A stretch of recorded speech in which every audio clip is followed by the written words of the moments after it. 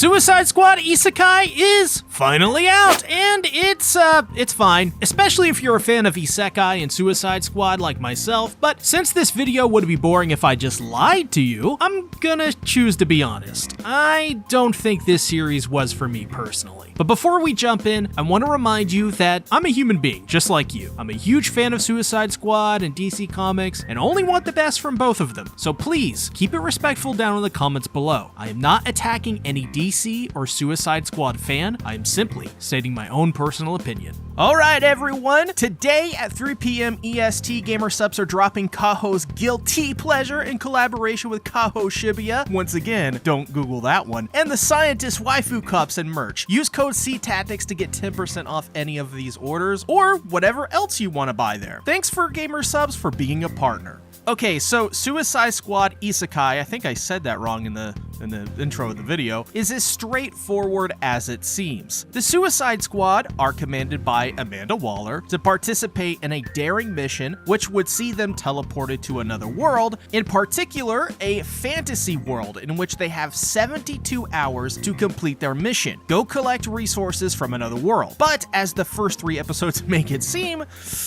that may not be as simple. So my immediate reaction before even watching the first episode of this anime was, it's going to have to prove a lot to me. Suicide Squad has been milked into the ground the past 5 years, and their way to introduce this property to a younger generation seems to be by putting the Suicide Squad in a genre that has been milked for a very long time now, using the exact same trope of insert object, person, or thing here, but it's in another world. This is no surprise coming from WB, who are the soulless kings of milking anything and everything they can if it means turning a profit. That being said, Suicide Squad Isekai isn't a bad idea. It's no James Gunn production, but the first 3 episodes showed that for the most part, this isn't some colossal failure yet. First off, the designs for the Suicide Squad themselves are absolutely perfect for what they're trying to do here. I mean, the designs seem to be by Naoto Hosoda, who you may know as the director of The Future Diary and key animator for episode 15 of Gurren Lagann. Pretty much the only thing I could find in terms of his resume, but his designs for Harley Quinn as an example, oh my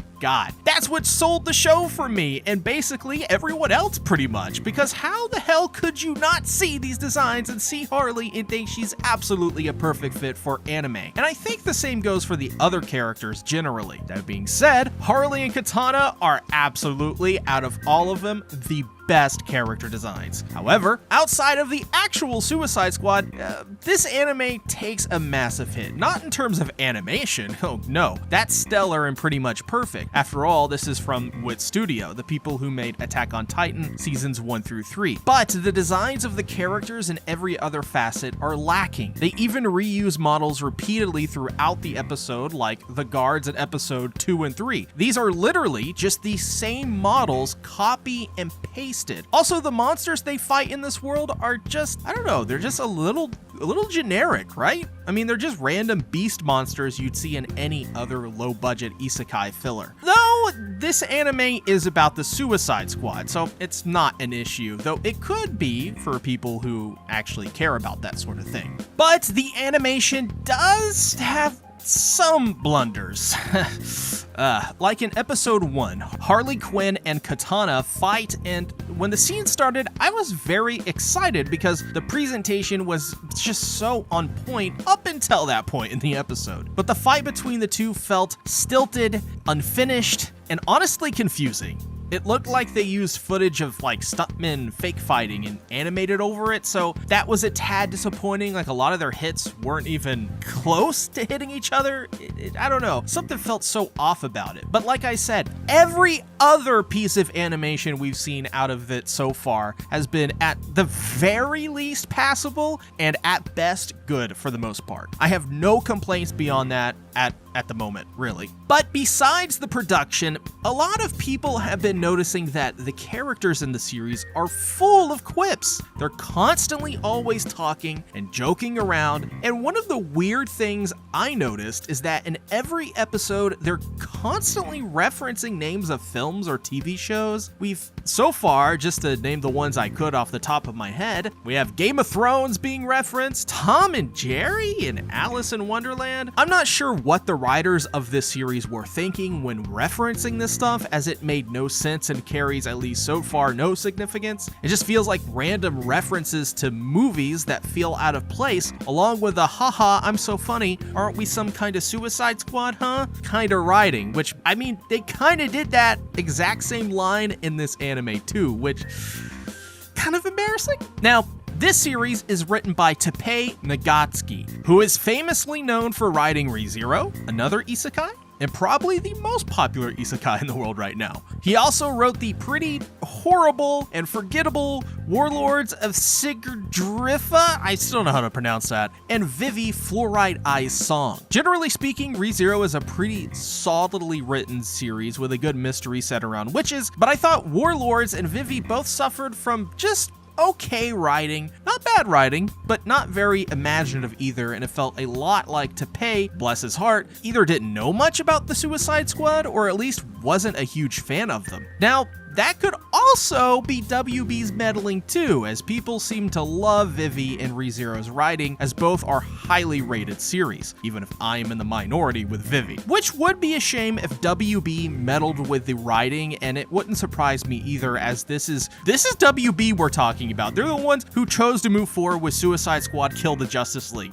for Christ's sake. Either way, you're probably not going to be watching Suicide Squad Isekai for its writing. This isn't some James Gunn experience. This is probably more in line with the original Suicide Squad film. But honestly, I think Suicide Squad Isekai's biggest problem is just that it has really good ideas that feel, I don't know, generic and overwrought. I mean, the title of the series itself is just the IP property's name with Isekai added onto the end of it. They are telling every viewer that the only reason to watch this is if you want to see the fan service of Suicide Squad in a fantasy world. But the problem is that we're not given any reason to like it beyond just the concept name. We're given promises because, like I said, the idea on paper is good, but that's the only way they present it. Hey kids, we're WB, and we know we're failing to reach a younger audience, so we made you what you want. Suicide Squad Isekai, and you know it's good because we put the thing you love in the title. It's very cynical, and I think this anime isn't even aimed at anime fans to begin with,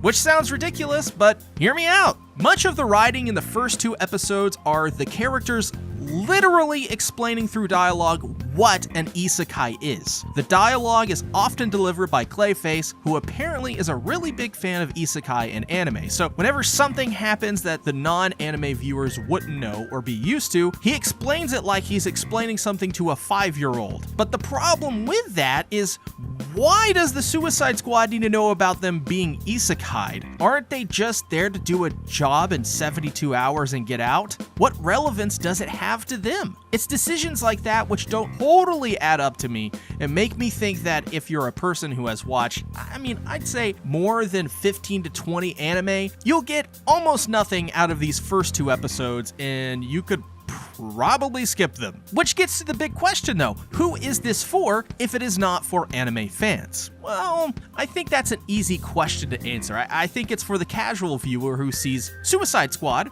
remembers that they saw a movie a couple years ago with their kids and go, hey, I'm gonna go watch that. I love the Suicide Squad. But what's this anime thing? I don't know, is it just a cartoon? I don't know.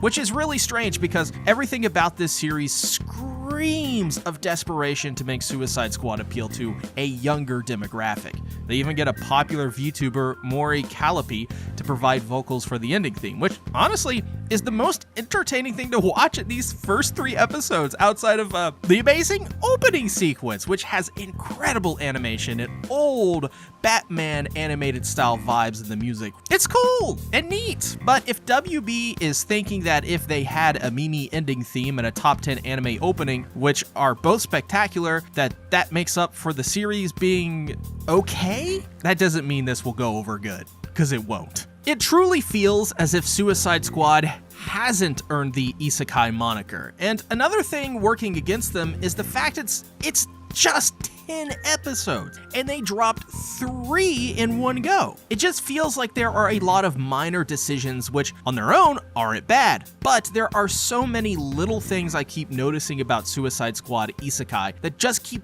piling up by the episode. Also, another thing, if you're a fan of the dub, which I assume a lot of people will be watching this in dub, I hate to say it, but once again, it's not bad, but it isn't great either, and that's because the writing from either Teppei or WB or whoever approved this script is holding this entire series back. Also, if you're expecting to go in to see a gritty series like James Gunn's Suicide Squad, then no. Just recalibrate those expectations. This series so far isn't violent at all, has very little blood, and there is generally no threat to any of the main cast outside of the 72-hour time limit, which in of itself isn't explained very well because why would Clayface be affected by an explosive? It doesn't, I don't know. Once again, another reason why it seems like whoever wrote this doesn't know or care much about Suicide Squad. But if you're expecting Harley to blow the head off of a goblin or Suicide Squad to die during the series, seems like we won't be getting that. And by the end, they'll probably all make it out alive, unharmed and untouched, which is a shame and makes the characters feel, I don't know, very static, kind of forgettable, which I think it would have been awesome if the beginning sequence had like Superman or Batman going wild or crazy like in Suicide Squad, kill the Justice League and brutally murder the Suicide Squad and they get reincarnated into another world. Instead, they just go through a portal to the other world, which I don't know. That might as well just be them entering a spaceship and traveling to another solar system or planet using a wormhole or warp drive or something. It doesn't feel like an isekai. The series' biggest weakness so far is just that the first 3 episodes make the isekai moniker feel unearned. The characters feel bland and forgettable. The setting isn't really interesting as it's just a copy and paste of every other generic isekai fantasy setting. Sure, there are some charms to it like Harley's design, the opening sequence, and the meme-tacular ending sequence, but it's not enough to sell it to a new audience for good, I think. I doubt this will do much for WB's failings and how they've already handled the Suicide Squad IP. It won't be the death knell, but it will be one of the many in the coffin of the already stale franchise that once again has me asking, who wanted Suicide Squad Isekai in the first place? The James Gunn film really was all that we needed. Just that one movie, that's it. Don't even go back to it. But, you know, you gotta have games, you gotta have reboots, you gotta have sequels, anime, manga.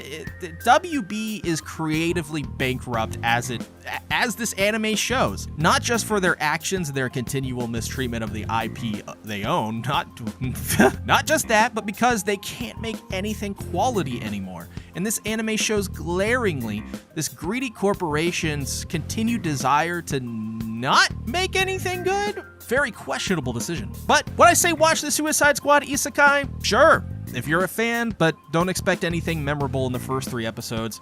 I'd wait until it's finished to get people's final thoughts on this series, but for me, I'm out. I don't want to waste my time watching this, which yeah, that's just how I feel like about this anime. I don't want to see it anymore. But thank you everyone for watching. I hope you enjoyed the video. I'm sure I'm going to get a lot of hate and a lot of dislikes on this video. So if you could drop a positive comment for me, for my sanity, drop a like on the video, and I don't know. Bye-bye.